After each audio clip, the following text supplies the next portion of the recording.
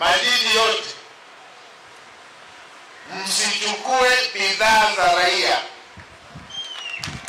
msichukue bidhaa za raia. Hizo bidhaa ndio ofisi ya raia wetu. Usichukue bidhaa, hata kama ana jambo ambalo linahitaji kuelekezwa kuhusu masuala ya utaratibu, tushughulikie jambo linalohusu utaratibu.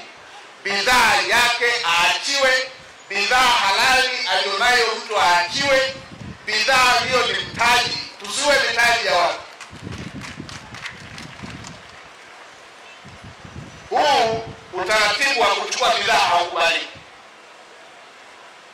Na mkuu wa wilaya, mkuu wa mkoa na mkuu wa wilaya, wafuatilieni wale waliochukua bidhaa hizo warudishe. Kama wamepotea nazo ni wezi kama wezi wengine.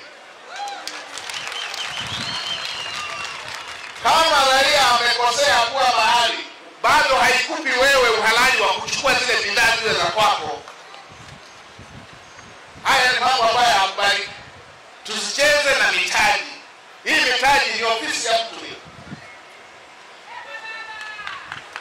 Unakuta mama lishe amepika, amekaa hapa sisi nini, anafumua si beba wali, beba nini. Haya hayakubaliki. Hii ni mitaji ya watu. Hizi ni ofisi za watu. Ofisi lazima ziheshimiwe. Tumesema hatutapiga vita umaskini kama hatutaheshimu sekta binafsi, kama hatutaheshimu mitaji ya watu. Ndio hawa waliokimbia na mzigo wa huo vijana watafutwe pale, watafutwe na ijulikane huo mzigo wameupeleka wapi. Kama wametokomea nao, wachukuliwe hatua kama wezi wengine. Kuwa ofisi ya jiji haikupi uhalali wewe kupoka mtaji wa mtu, kupoka mali ya mtu. Hiyo mali ndio ofisi yake, ndio mtaji wake.